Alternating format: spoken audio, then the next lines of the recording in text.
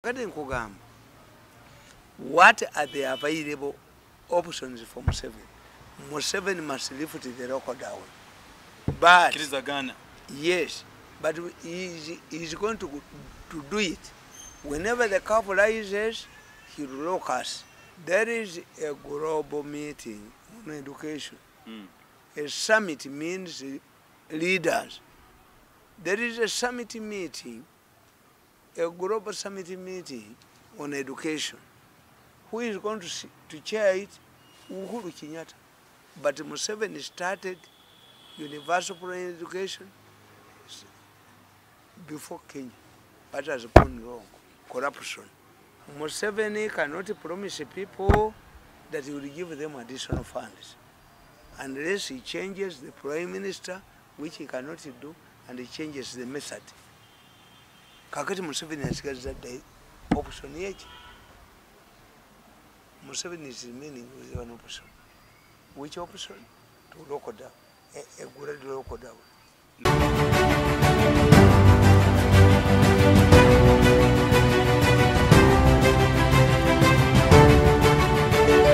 In Arab countries, they have brands of beer, which is not alcoholic.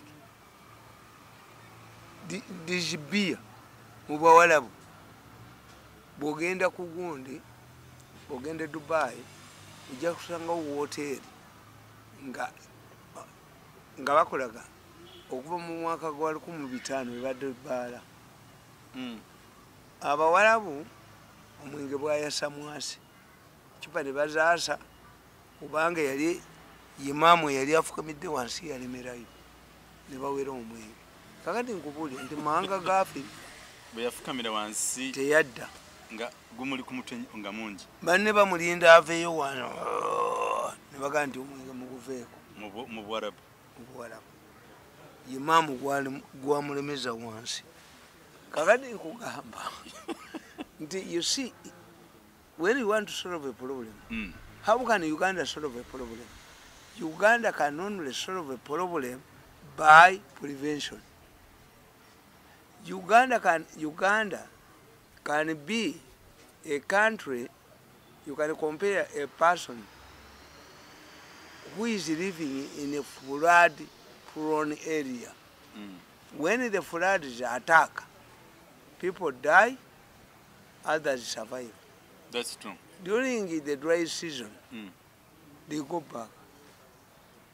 This is the lockdown. We have not achieved the only thing we have achieved. And what government should build on the fact that, as Museveni points out, disperse. Many people who have acquired COVID-19 acquired it from gatherings. I told him I will not get it. Why? Ndiwagume. I always fold my hands with a hammer here. People fear to come to my family. I don't attend. Meaning that if people are not next to you, can't get COVID-19? Yes. COVID-19 akukwata nga muli mu group. I was talking to General Tafiri. General Tafiri is my friend. When I went there last week, I was talking to him. Somebody rang him. He said, Hafire, they told him about 10 people. But what was common among those 10 people, they had attended a wedding, a burial. They had attended a burial. Yes. When you attend a burial or a wedding, me I attended my son's wedding. But I could not, I told him, I will not attend after sending my scout that were only 20. Otherwise, if you are more than 20, I will not come. When he went to church service where I was supposed to be wedded, I arrived late because I sent there an emissary to count the people who were in the church. There were more than 20. You ended up becoming the guest. I told him, I'm not going to attend your wedding because we're more than 20. Okay. Me I trust Museveni. Kakati Museveni chintu kyayina kyekyo. How do you avoid it? Dispersing. How do you avoid it? All of these things Museveni is talking about. Otherwise, even if Museveni lifts the lockdown, he has not provided the permanent solution. The permanent solution is vaccination. But you cannot vaccinate. The Baganda have a proverb. Enimiro yomunafu, ejula kalonda. Do you know what it means? That if there is a person engaged in agriculture, the smaller piece he can or she can cultivate. She plants their maize, plants their vegetables, plants there because you cannot cultivate a big. This is what African countries are doing. You get donations from Denmark. But this drug was tested is as a result of research made by the Danish. Okay. You bring it to Uganda. It will not work. As I told you, that you must look at the alcoholic content.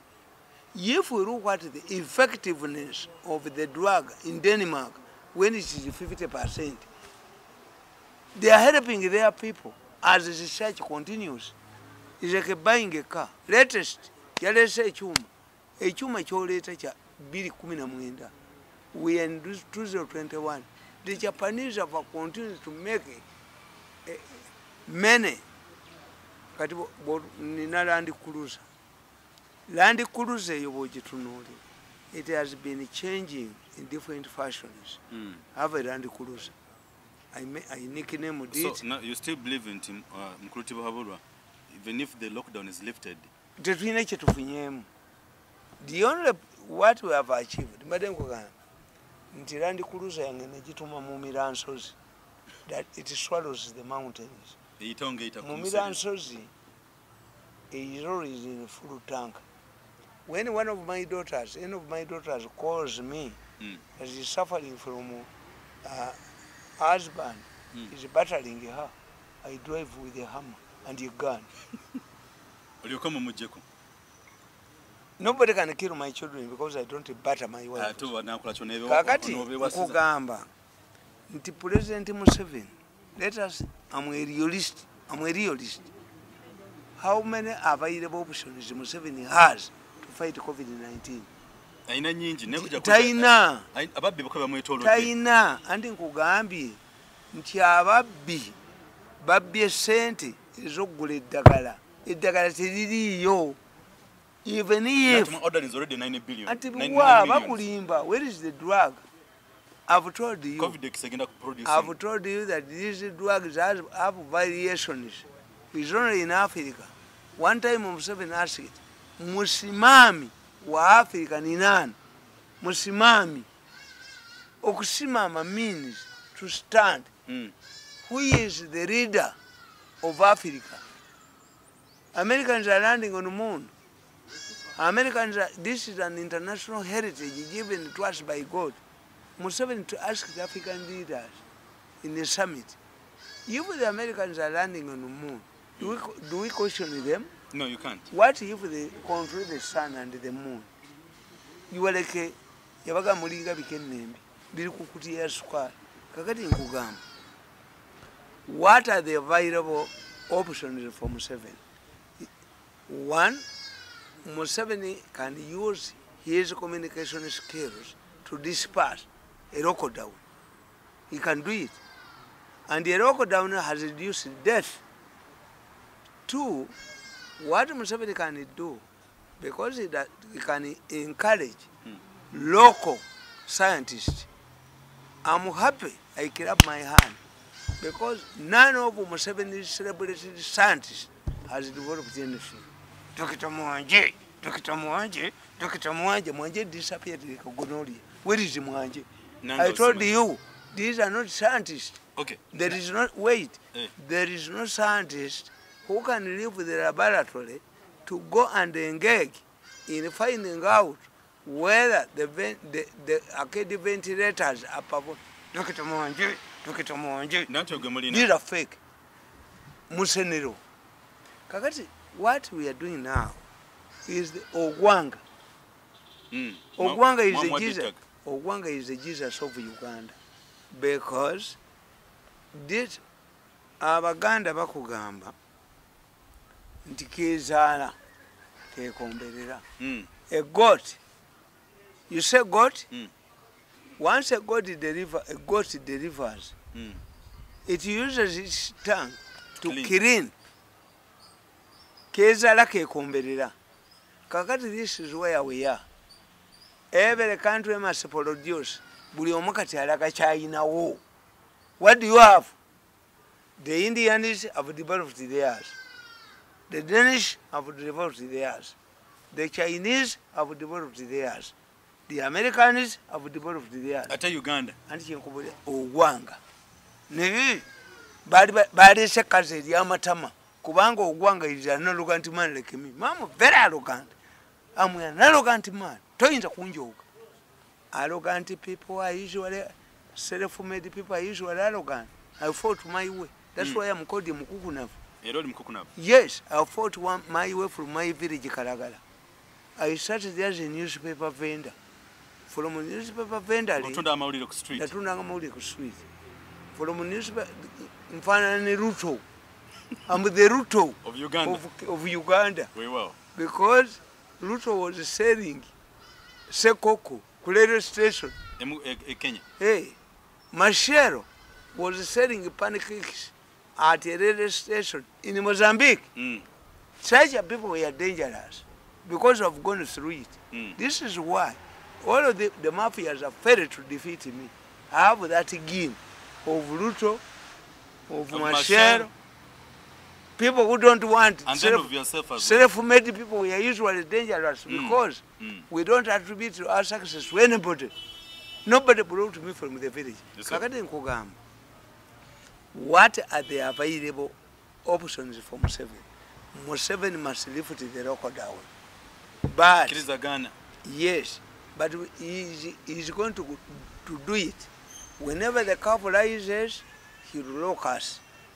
This is going to be, we must plan for temporary relief and then we go back to the record down. Because we are not coming out of the record down with a drug.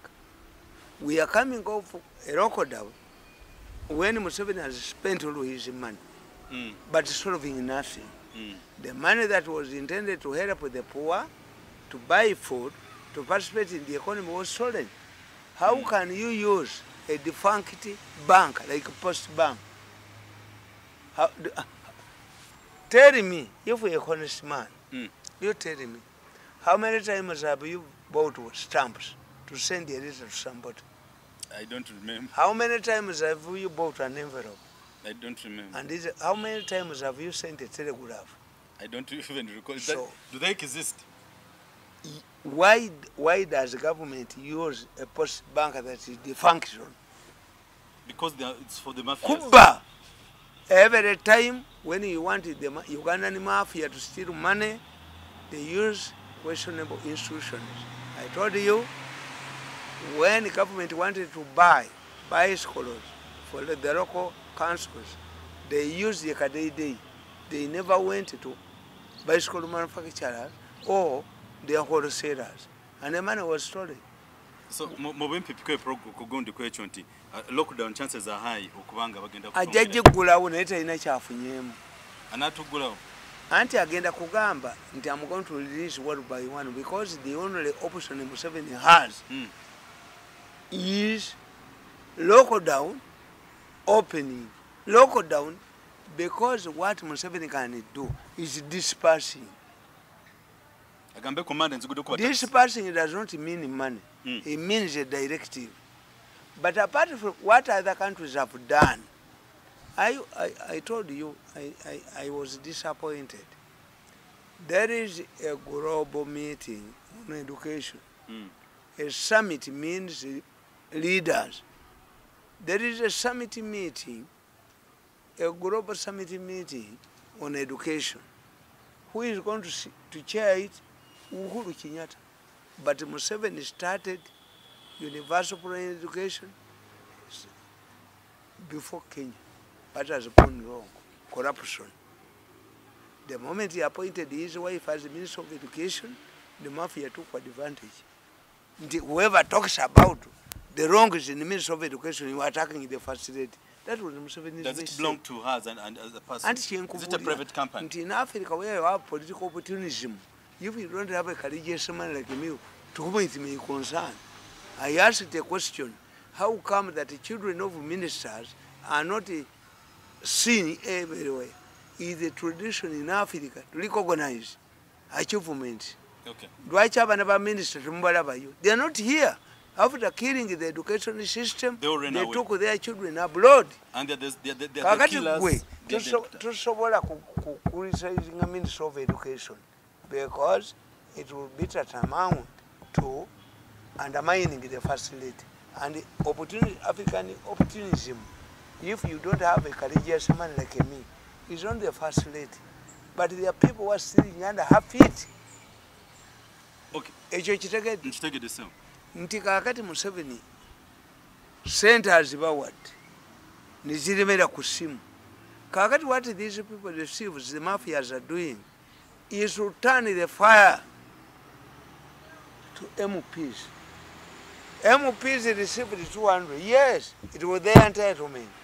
Let somebody tell me that we had allocated 20 billion to give to Ugandans who are starving. But because the MPs were on one neck, we decided to deduct that money to give MPs. It's not there. MPs was a different budget. This money that is stuck on within the post office, which is used by the mafias, is different. Katibana bakugamba abakaba, no, it's not abakaba parliament. If I allocate money to buy a nice suit for my wedding, and the money comes, does it matter? The situation would arise to ask the man had allocated, we sat in a wedding meeting. We allocated the 50 million for beers. We allocated the 50 million for food. We allocated the 50 million for abagole kwambaza abagole. In Uganda, even in Nikas, Nika Yomugore. They budget for it. They budget for it. If somebody offers money to buy a Nika Yomugore, what does a Nika mean? When you hear a word in Nika, if you hear a word in Nika, if you get your fundraising, if someone proposes, Nika, what does it mean? This is why these people lose their wives. Buying a Nika means a Nika covers what? So if I come up and say, Nika Yomugole njikuse, mbangulachi. Oguze mkazi. Yes. If I can buy a Nika to protect it omulalu in Buganda, that private party we call it omulalu because it is offered to everybody like omulalu. In Buganda will tell you, akabiko omulalu. A Nika is called the akabiko omulalu. A female organ is called a mad person because it is given to everybody. Kakati nkugamba nti Museveni taina options sente ze bazibidde mu bank eta eri dysfunctional abantu ne batafuna ki sente ekitegeeza Museveni cannot promise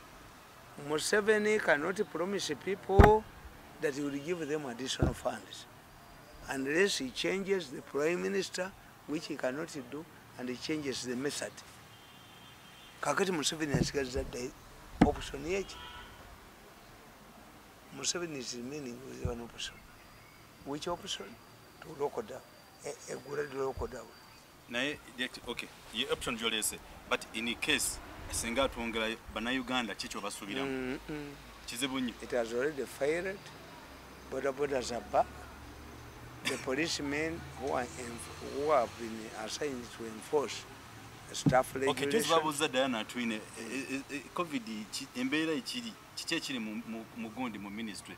Results zo bazireta abantu bakendede ate bambe yongedde okufa kakatugezako okwebuuza is permanent secretary of Ministry of Health Diana Twine omukyalo oyo kiki ebigambo muvaamu nga no.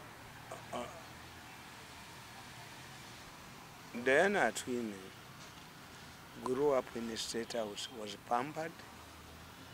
She was brought up in Sinobishire. Yakula n'ekyo Museveni yamwagala nnyo Kuba because he is a father, Bamutanga Muto.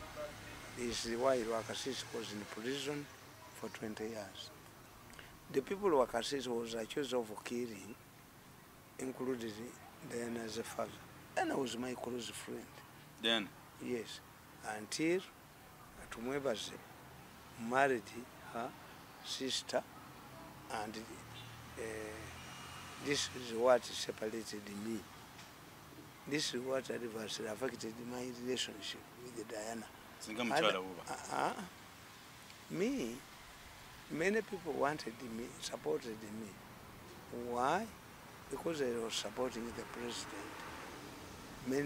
Many people in the state house wanted me.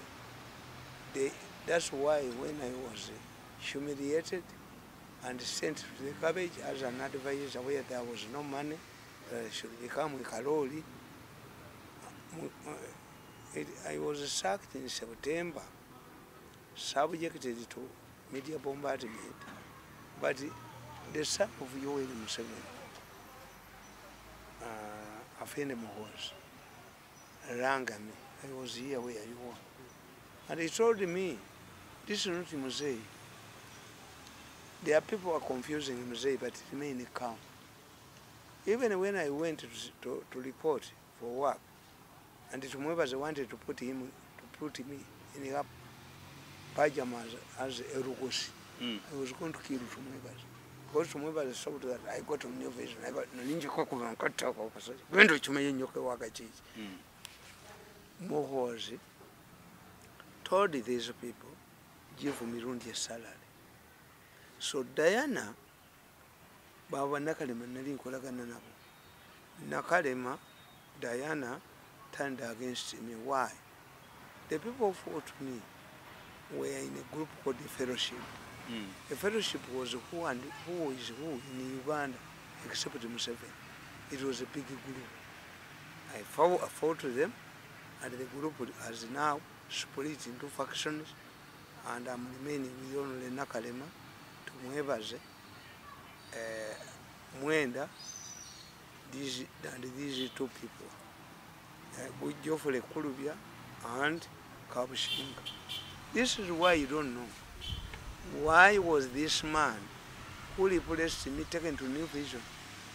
Why was Kabushinga removed? Why was Tumwebaze removed? These people took a time and saw that they could reconcile with me. Never. But removing this man, Don, replacing him with Nabusai, as I had earlier recommended, the president asked me, you are going, now who should take over from you? I said Nabusai. But these people wrote somebody else. What do I gain when Nabusai takes over? Do we share? No. What do I get if Don goes to New Vision?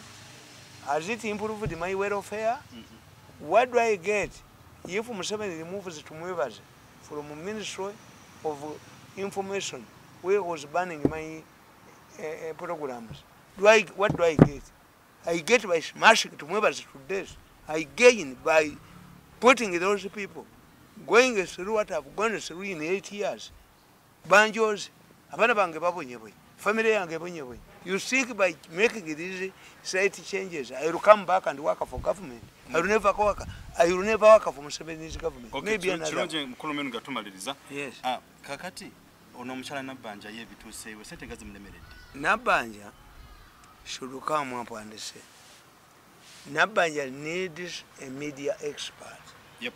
To clarify her role. Because if you send him money on the phone, you send it to Airtel.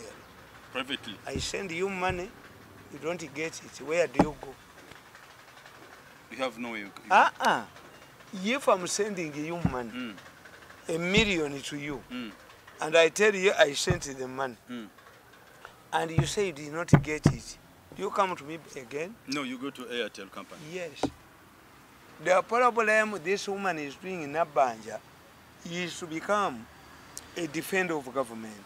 Oh. Nabanja, did Nabanja sit in a meeting which decided that the money should go through Post Bank? No. Or it was imposed on her? It was just imposed on her. Nabanja is not sending money herself. The issue is sending money. And I'm telling you, 170,000 phones are faulty. Even where they are lagging, they send money twice. They did not know, those are not registered numbers. ISO knew the numbers that were not registered. So, how can you say, Nabanja says 6,000 phones, Teziriyo, Mitwalo giri 17, abayiso bazimanyi. Abayiso bajja ne beekwata ku Nabanja. Nabanja was imposed on a system.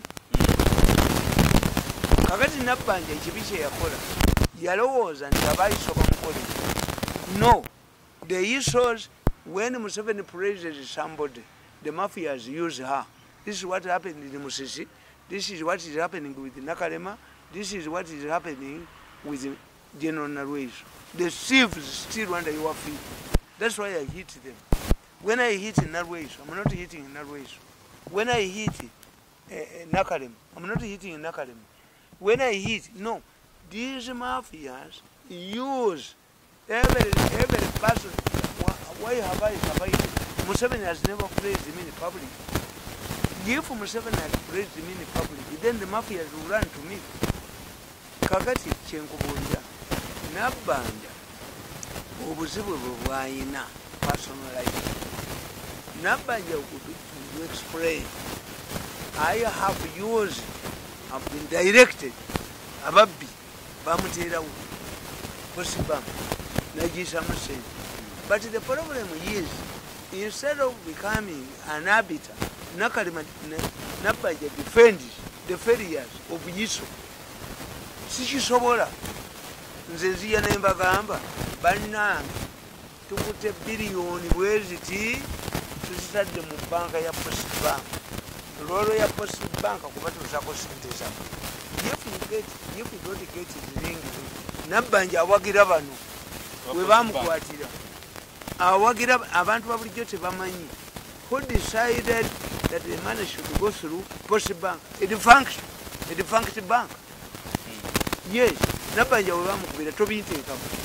Toyinza kumpita Museveni nampuwa Prime Minister nga nze sinze nsalawo banki sente ziyitawa. Did Nabanja participate in a discussion which bank is optional? Post Bank enfu. Kati Nabanja ali awa yabateekamu credibility bamubbiramu. They are still under her feet. Has lost. Nabanja kati ne bwagamba nti bannange public nti mugundi private people should bring in money. Nabanja yakyonoona. Why? Nti ham yaleeta sente nga baagala ozibba Nabanja n'azigaana n'abagamba nze kanzeevukire. Kaakati kitegeeza ki? What does it mean? Nabanja bw'akutte sente ezo n'alwana n'akola ki? Yaganye bulangiti yabawaddeyo endala. Did she order new ones? Kati ababadde tebalina byebyebaka kubanga Nabanja must be backed by government. Endagaano eriwa? Endagaano yaleeta bulangiti ezo eriwa? Was Nabanja part of the requisition gundi? What was the contract? It was just directed. Kakati Nabanja bamuleeta ye mu kyombo kya Nuuwa embizi. Embizi mu kyombo kya Nuuwa yajja kukirininga kasasiro. You cannot use me to help you to clean, to be blamed. I must participate in the decision making. If Nabanja, Nabanja atubuulire who decided that money should go to Post Bank? Was Nabanja involved? Nabanja bw'aba teyasalawo Post Bank. Post Bank tebagiteekamu sente. Has Nabanja revealed the amount eziri mu Post Bank?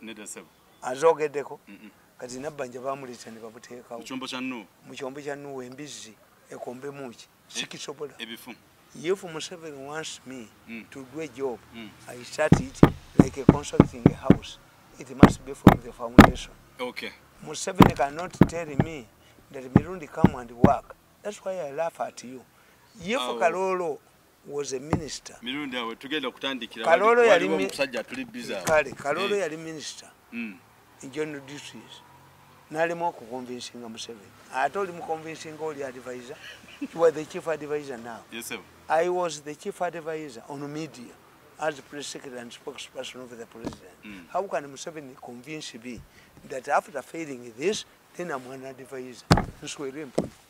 Ali mu kyombo kya Noah so n'olw'ensonga olunaku olwaleero mutusonyiwe tino tukozeeko ka program dakiika zizi nabiri naye tujatandika olunaku olwala ku lw'embeera y'okudya awamu n'abantu baliko naye wano okumpi mpanyina okukola nabo so n'olw'ensonga olunaku olwaleero mwe balimi bawulire ddala tusiima. Keep subscribing, keep watching. So all our friends in the global, all over where they are, and especially those guys, friends of us in London, we appreciate for the sharing and watching.